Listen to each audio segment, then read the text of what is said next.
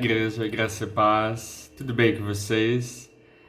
Eu sou Luiz Henrique, diácono da igreja, e hoje eu estou aqui para trazer uma breve meditação para nós nessa semana de oração. Que Deus nos abençoe e fale profundamente aos nossos corações.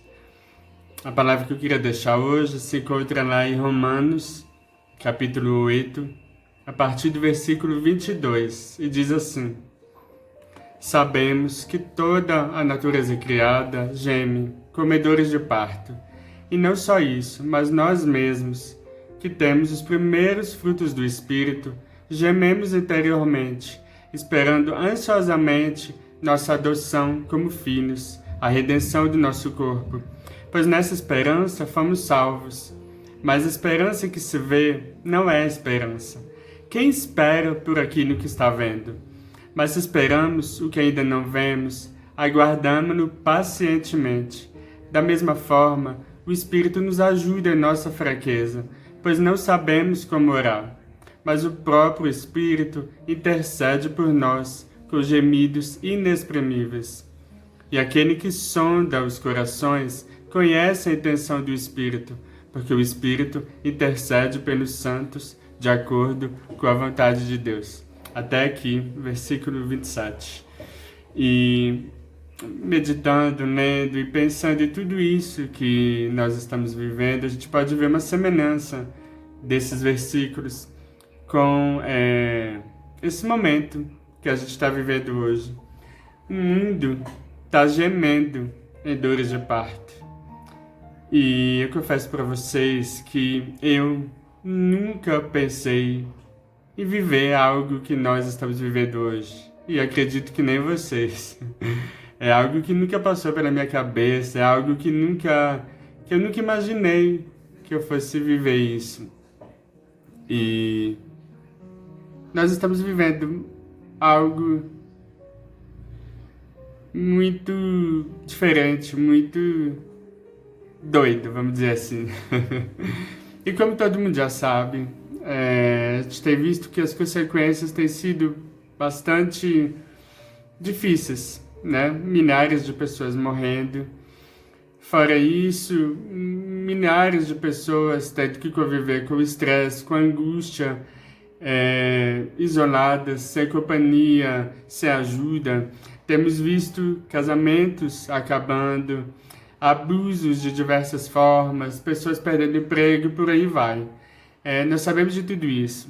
Mas a pergunta que eu queria deixar para a gente hoje é a seguinte: como a igreja deveria se posicionar em meio a esse caos?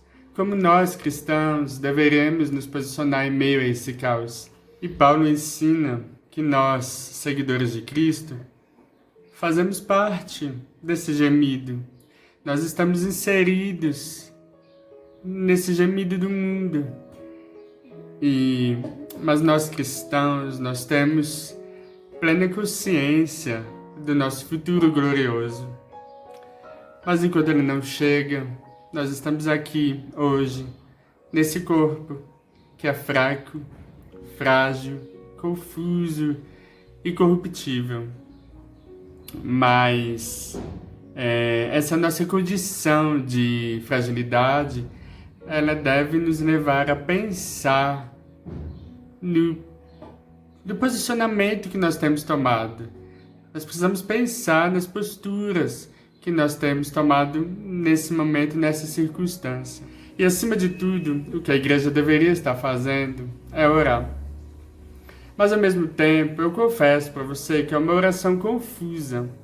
É uma oração estranha, porque Paulo mesmo nos diz lá: não sabemos a respeito do que orar, estamos perdidos. E nós temos aqui uma sugestão do apóstolo Paulo de que nós não devemos nos envergonhar com isso. Tá tudo bem a gente reconhecer que nós não sabemos o dia de amanhã. Tá tudo bem a gente reconhecer que a gente não sabe o que vai acontecer.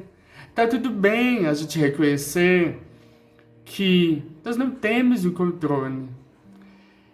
E é muito comum em momentos como esse a humanidade se levantar e perguntar: onde está Deus?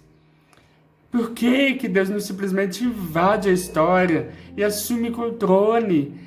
Por que que Ele permite essas coisas? Por que que Ele não manda um raio e acaba com tudo isso? Um texto bem conhecido por todos nós é Mateus 5, que fala das bem-aventuranças. E são esses os que Deus envia. São raios humanos. São pessoas que são pobres de espírito. São os mansos. São os que choram. São os pacificadores. São os que têm fome e sede de justiça.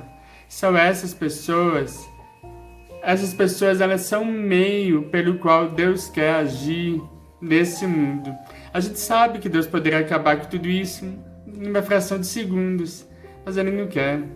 Ele quer usar mim e quer usar você para mudar a história.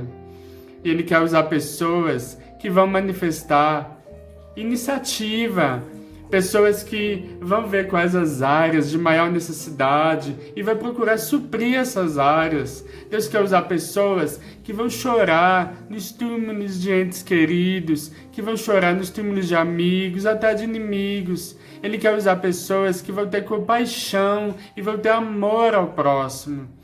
Alguns de nós vão ser até feridos e até mortos.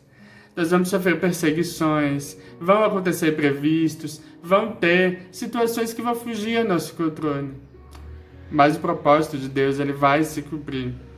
E esses homens, essas mulheres humildes, fiéis e de oração, eles serão a resposta. Eles serão a resposta não da pergunta por quê, mas da pergunta onde, o que, como nós devemos ajudar, a quem nós devemos ajudar.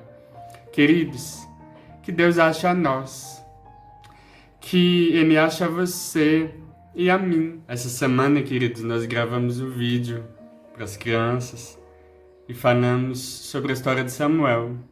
E assim como eu falei para elas, eu gostaria de deixar aqui para a gente hoje, nessa devocional, que ao ouvirmos a voz de Deus, estejamos prontos para responder: eis-me aqui, Senhor, fale, porque o teu servo está ouvindo. Queridos, Deus está falando.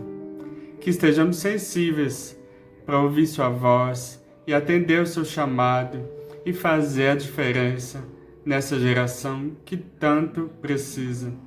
Que Deus use você, use a mim, use a nossa igreja para fazer história, e a história que Ele está escrevendo. Que Deus te abençoe, querido. Deus abençoe sua vida, sua família, que você se encontre bem, em paz.